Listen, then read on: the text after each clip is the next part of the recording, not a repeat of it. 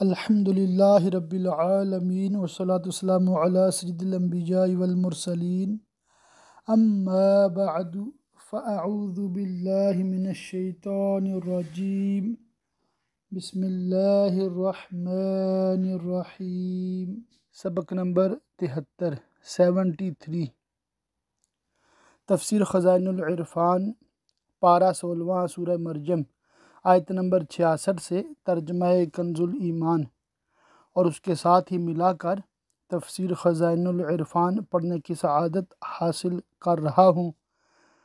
آپ لوگ انتہائی توجہ سے سماعت بھی کریں اور ممکن ہو تو ساتھ ساتھ دیکھتے بھی جائیں۔ یوٹیوب پر اگر آپ سن رہے ہیں تو آپ کو نظر بھی آ رہا ہوگا ساتھ ساتھ، اور اگر آڈیو آپ واٹس ایپ کی سن رہے ہیں تو ساتھ میں PDF بھی کھول سکتے ہیں، تو انشاءاللہ تعالی زیادہ فائدہ ہوگا۔ یا ایک دفعہ سن لیں اور پھر خود سے ایک دفعہ پڑھ بھی لیں۔ اور آدمی کہتا ہے، کیا جب میں مر جاؤں گا تو ضرور عنقریب جلا کر نکالا جاؤں گا؟ انسان سے جہاں مراد وہ کفار ہیں جو موت کے بعد زندہ کیے جانے کے منکر تھے، جیسے کہ ابی بن خلف اور ولید بن مغیرہ۔ انہی لوگوں کے حق میں یہ آیت نازل ہوئی اور یہی اس کا شان نزول ہے۔ اور کیا آدمی کو یاد نہیں کہ ہم نے اس سے پہلے اسے بنایا اور وہ کچھ نہ تھا؟ تو جس نے معدوم یعنی غیر موجود کو موجود فرمایا، اس کی قدرت سے مردہ کو زندہ کر دینا کیا تعجب! تو تمہارے رب کی قسم، ہم انہیں یعنی منکرین بعث کو اور شیطانوں سب کو گھیر لائیں گے، یعنی کفار کو ان کے گمراہ کرنے والے شیاطین کے ساتھ، اس طرح کہ ہر کافر شیطان کے ساتھ ایک زنجیر میں جکڑا ہوگا، اور انہیں دوزخ کے آس پاس حاضر کریں گے گھٹنوں کے بل گرے۔ پھر ہم کفار کی ہر گروہ سے نکالیں گے جو ان میں رحمان پر سب سے زیادہ بے باک ہوگا، یعنی دخول نار میں جو سب سے زیادہ سرکش اور کفر میں اشد یعنی زیادہ سخت ہوگا، وہ مقدم کیا جائے گا۔ بعض روایات میں ہے کہ کفار سب کے سب جہنم کے گرد زنجیروں میں جکڑے توق ڈالے ہوئے حاضر کیے جائیں گے۔ پھر جو کفر و سرکشی میں اشد ہوں گے وہ پہلے جہنم میں داخل کیے جائیں گے۔ پھر ہم خوب جانتے ہیں جو اس آگ میں بھوننے کے زیادہ لائق ہیں۔ اور تم میں کوئی ایسا نہیں جس کا گزر دوزخ پر نہ ہو، نیک ہو یا بد،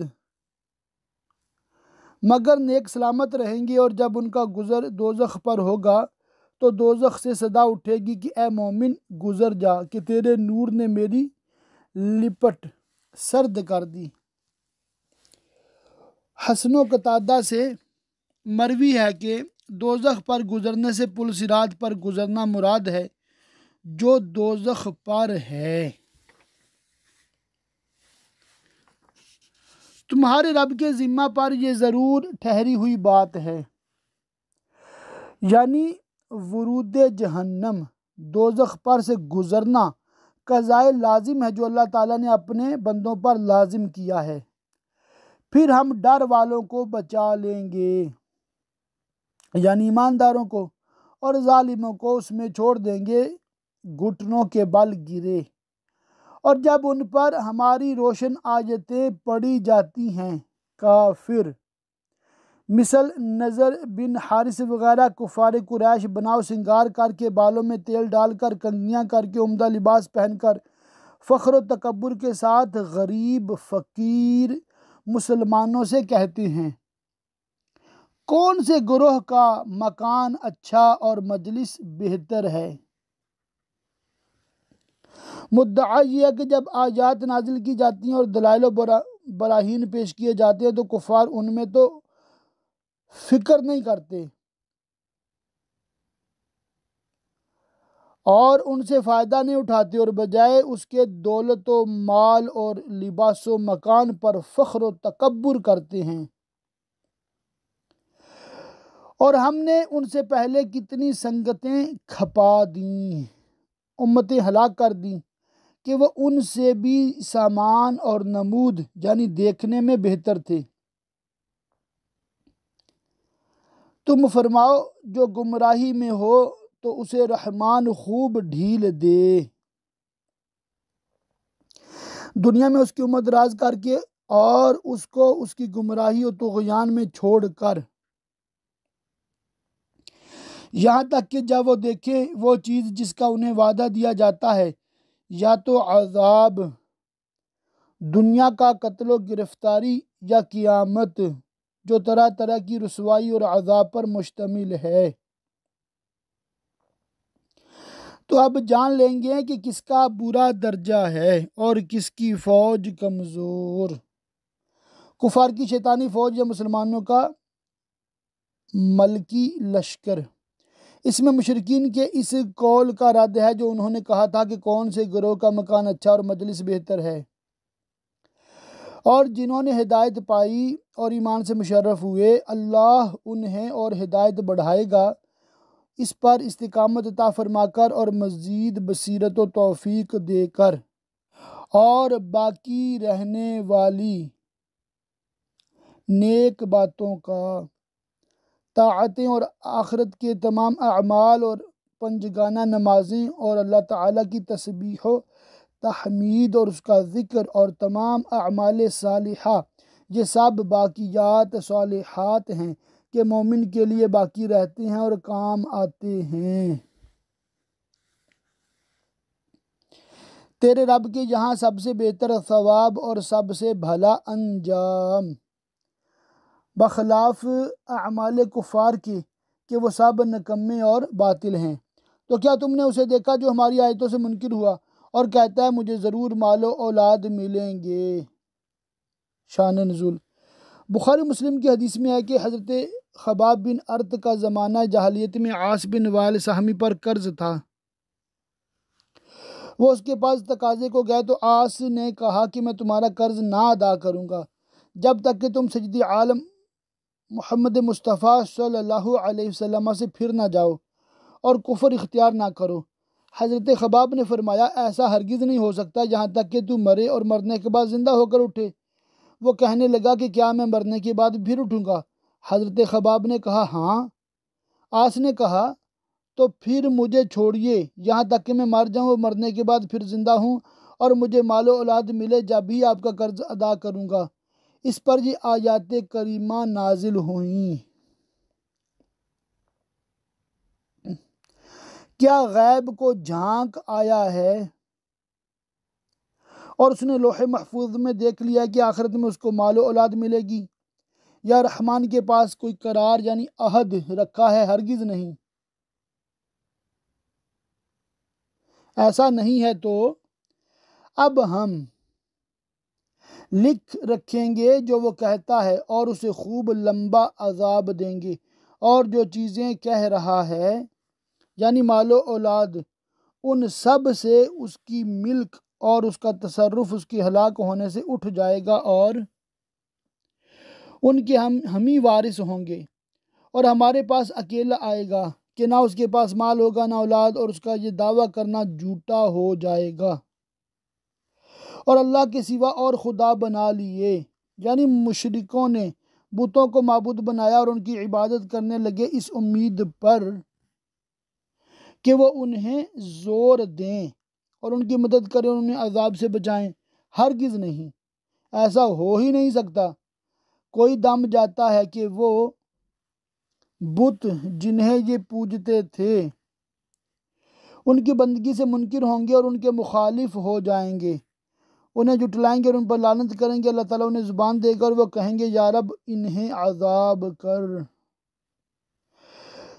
کیا تم نے نہ دیکھا کہ ہم نے کافروں پر شیطان بھیجے، یعنی شیاطین کو ان پر چھوڑ دیا اور مسلط کر دیا کہ وہ انہیں خوب اچھالتے ہیں اور معاصی و نافرمانی پر ابھارتے ہیں،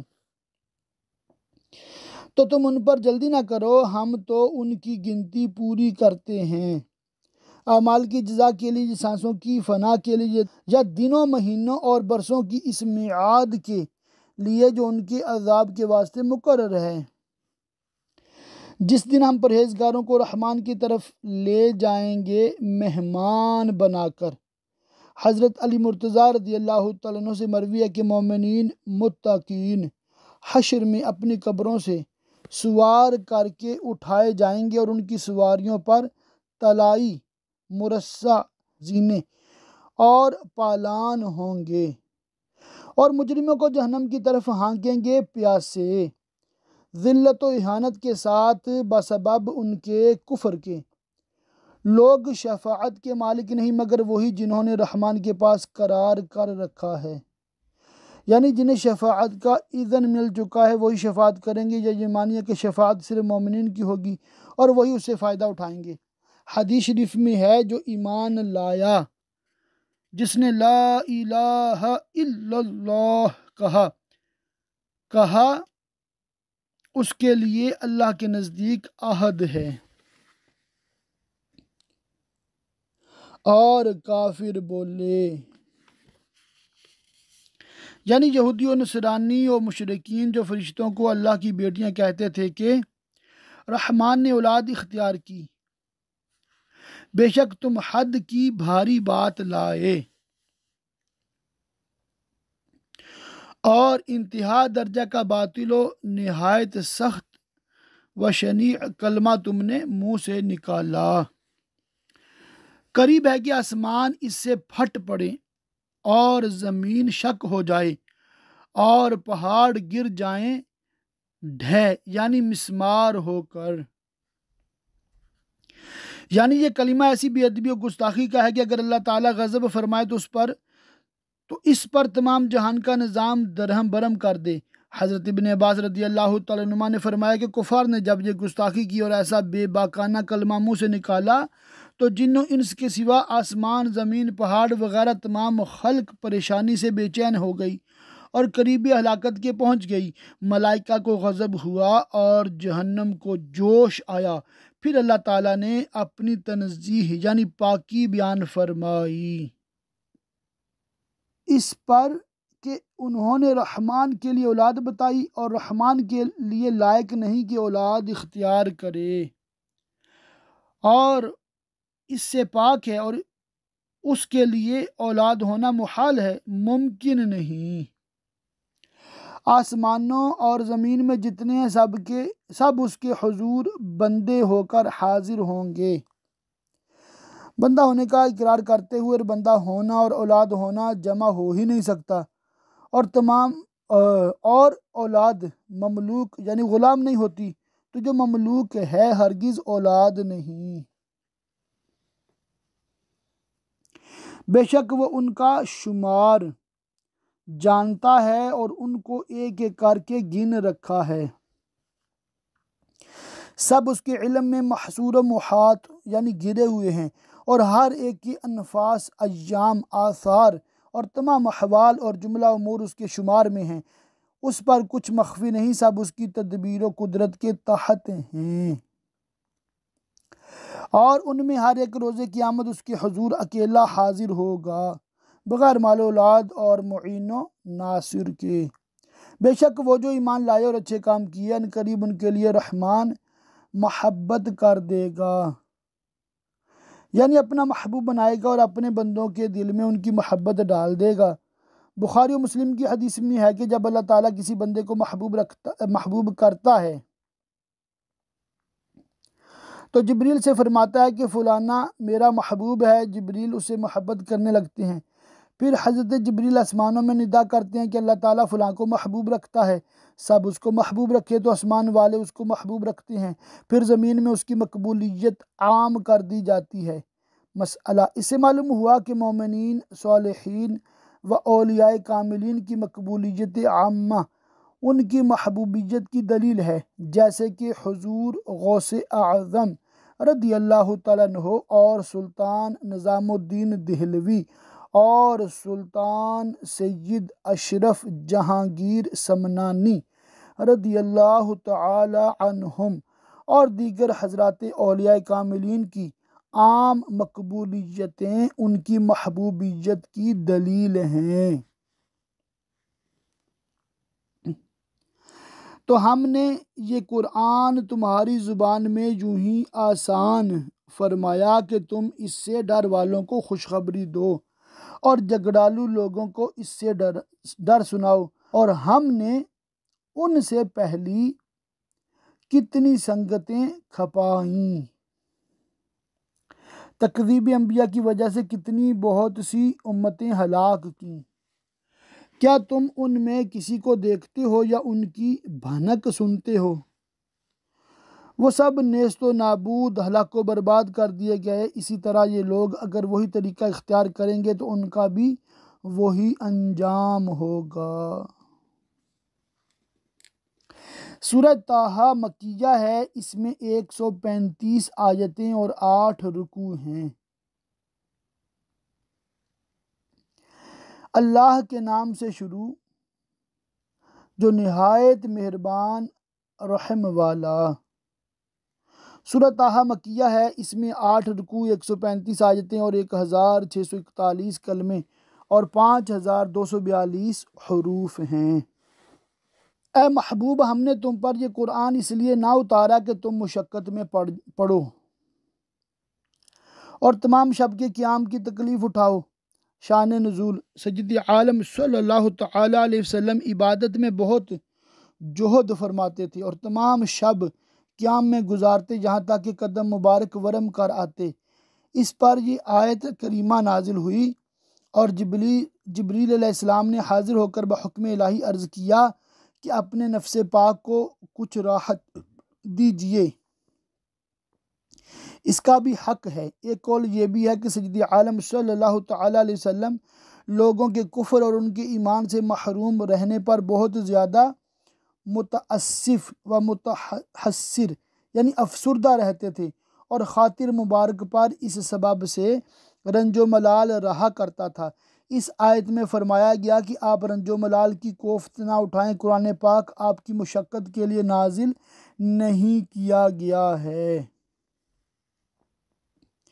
ہاں، اس کو نصیحت جو ڈر رکھتا ہو وہ اس سے نفع اٹھائے گا اور ہدایت پائے گا۔ اس کا اتارا ہوا جس نے زمین اور اونچے آسمان بنائے، وہ بڑی مہر یعنی رحمت والا، اس نے عرش پر استوا فرمایا جیسا اس کی شان کے لائق ہے۔ اس کا ہے جو کچھ آسمانوں میں ہے، جو کچھ زمین میں، اور جو کچھ ان کے بیچ میں، اور جو کچھ اس گیلی مٹی کے نیچے ہے۔ جو ساتوں زمینوں کے نیچے ہے، مراد یہ ہے کہ کائنات میں جو کچھ ہے، عرش و سماوات، زمین و تحت الثری کچھ ہو کہیں ہو، سب کا مالک اللہ ہے۔ اور اگر تو بات پکار کر کہے تو وہ تو بھید کو جانتا ہے اور اسے جو اس سے بھی زیادہ چھپا ہے۔ سر یعنی بھید وہ ہے جس کو آدمی رکھتا اور چھپاتا ہے، اور اس سے زیادہ پوشیدہ وہ ہے جس کو انسان کرنے والا ہے مگر ابھی جانتا بھی نہیں، نہ اس سے اس کا ارادہ متعلق ہوا، نہ اس تک خیال پہنچا۔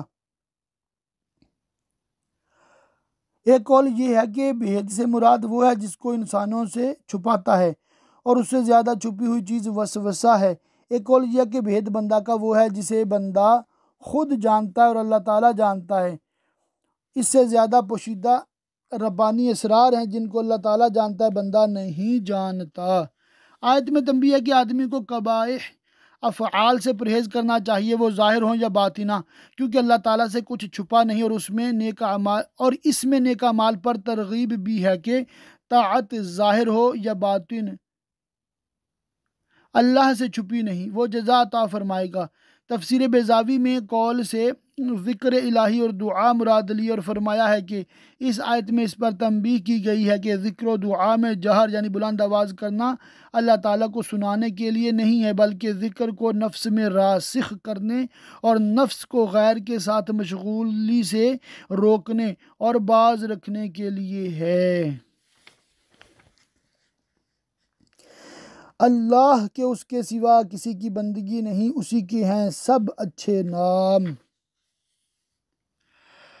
وہ واحد بھی ذات ہے اور اسماء و صفات عبارات ہیں، اور ظاہر ہے کہ تعدد عبارات تعدد معنی کو مقتضی نہیں۔ اور کچھ تمہیں موسیٰ کی خبر آئی؟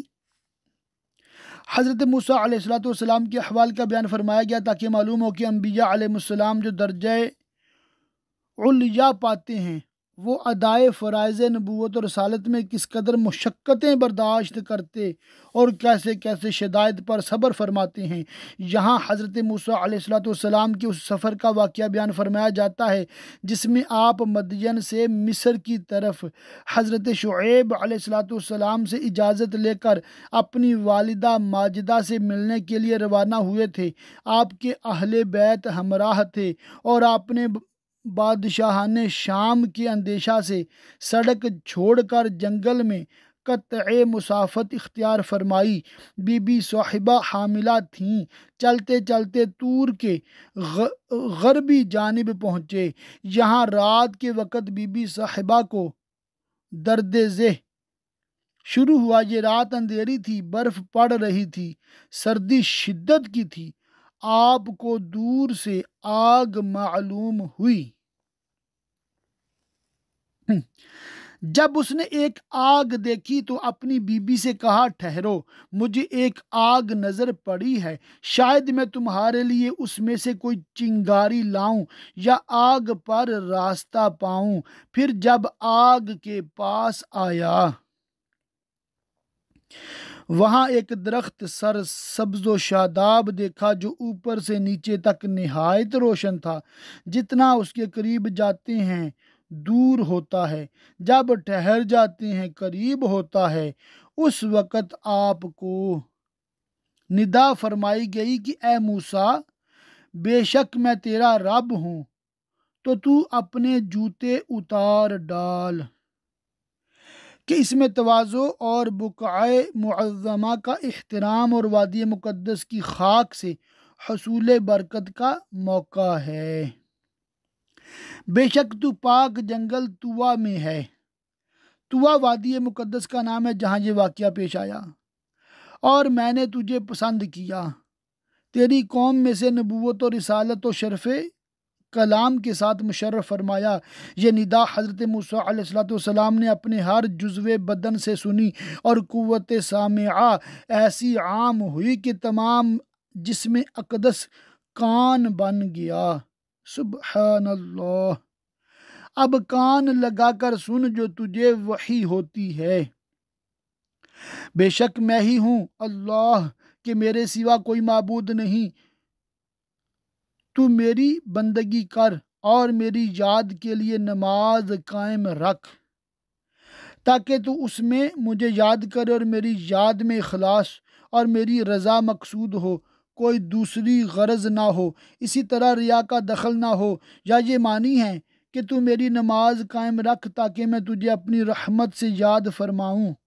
فائدہ اسے معلوم ہوا کہ ایمان کے بعد اعظم فرائض نماز ہے۔ بے شک قیامت آنے والی ہے، قریب تھا کہ میں اسے سب سے چھپاؤں اور بندوں کو اس کے آنے کی خبر نہ دوں، اور اس کے آنے کی خبر نہ دی جاتی اگر اس خبر دینے میں یہ حکمت نہ ہوتی کہ ہر جان اپنی کوشش کا بدلہ پائے اور اس کے خوف سے معاصی ترک کرے اور نیکیاں زیادہ کرے اور ہر وقت توبہ کرتا رہے، تو ہرگز تجھے اے امت موسیٰ، خطاب بظاہر حضرت موسیٰ علیہ السلام کو اور مراد اس سے آپ کی امت ہے، اس کے ماننے سے وہ باز نہ رکھے جو اس پر ایمان نہیں لاتا اور اپنی خواہش کے پیچھے چلا۔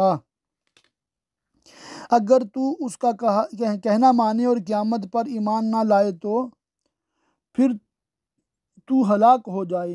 اور یہ تیرے داہنے ہاتھ میں کیا ہے اے موسیٰ؟ اس سوال کی حکمت یہ ہے کہ حضرت موسیٰ علیہ السلام اپنے عصا کو دیکھ لیں اور یہ بات قلب میں خوب راسخ ہو جائے کہ یہ عصا ہے، تاکہ جس وقت وہ سانپ کی شکل میں ہو تو آپ کی خاطر مبارک پر کوئی پریشانی نہ ہو۔ یا یہ حکمت ہے کہ حضرت موسیٰ علیہ السلام کو مانوس کیا جائے تاکہ ہیبت مکالمت یعنی اللہ تعالیٰ سے ہم کلامی کرتے ہوئے رعب و دہشت کا اثر کم ہو۔ عرض کیجئے میرا عصا ہے، اس عصا میں اوپر کی جانب 2 شاخیں تھیں اور اس کا نام نبع تھا۔ میں اس پر تکیہ یعنی ٹیک و سہارا لگاتا ہوں اور اس سے اپنی بکریوں پر پتے جھاڑتا ہوں، اور میرے اس میں اور کام ہیں، مثل توشہ اور پانی اٹھانے اور موذی جانوروں کو دفع کرنے اور اعداء سے محاربہ میں کام لینے وغیرہ کے۔ ان فوائد کا ذکر کرنا بطریق شکر نعم الہیہ تھا۔ اللہ تعالیٰ نے حضرت موسیٰ علیہ السلام سے فرمایا اسے ڈال دیا ہے موسیٰ، تو موسیٰ نے اسے ڈال دیا، تو جبھی وہ دوڑتا ہوا سانپ ہو گیا، اور قدرت الہی دکھائی گئی کہ جو عصا ہاتھ میں رہتا تھا اور اتنے کاموں میں آتا تھا، اب اچانک وہ ایسا ہیبتناک اژدہا بن گیا۔ یہ حال دیکھ کر حضرت موسیٰ علیہ السلام کو خوف ہوا، تو اللہ تعالیٰ نے ان سے فرمایا اسے اٹھا لے اور ڈر نہیں، اب ہم اسے پھر پہلی طرح کر دیں گے۔ یہ فرماتے ہی خوف جاتا رہا، حتیٰ کہ آپ نے اپنا دست مبارک اس کے منہ میں ڈال دیا، اور وہ آپ کے ہاتھ لگاتے ہی مثل سابق عصا بن گیا۔ اب اس کے بعد ایک اور معجزہ عطا فرمایا، جس کی نسبت ارشاد فرمایا اور اپنا ہاتھ اپنے بازو سے ملا، یعنی کف دست راست یعنی سیدھے ہاتھ کی ہتھیلی بائیں بازو سے بغل کے نیچے ملا کر نکالیے تو آفتاب کی طرح چمکتا، نگاہوں کو خیرہ کرتا یعنی چندھیاتا ہوا اور خوب سپید نکلے گا بے کسی مرض کے۔ حضرت ابن عباس رضی اللہ تعالیٰ عنہما نے فرمایا کہ حضرت موسیٰ علیہ السلام کے دست مبارک سے رات و دن میں آفتاب کی طرح نور ظاہر ہوتا تھا، اور یہ معجزہ آپ کے اعظم معجزات میں سے ہے۔ جب آپ دوبارہ اپنا دست مبارک بغل کے نیچے رکھ کر بازو سے ملاتے تو وہ دست اقدس حالت سابقہ پر آ جاتا۔ ایک اور نشانی آپ کے صدق نبوت کی عصا کے بعد اس نشانی کو بھی لیجئے کہ ہم تجھے اپنی بڑی بڑی نشانیاں دکھائیں۔ فرعون کے پاس جا رسول ہو کر، اس نے سر اٹھایا اور کفر میں حد سے گزر گیا اور الوہیت کا دعویٰ کرنے لگا۔ اللہ تعالیٰ کی پاک بارگاہ میں دعا ہے اللہ تعالیٰ ہمیں قرآن پاک کو خوب سمجھنے، یاد رکھنے، عمل کرنے اور دوسرے لوگوں تک پہنچاتے رہنے کی توفیق رفیق مرحمت فرمائے، آمین بجاہ النبی الامین وصلی اللہ تعالی علیہ وآلہ وصحبہ وبارک وسلم۔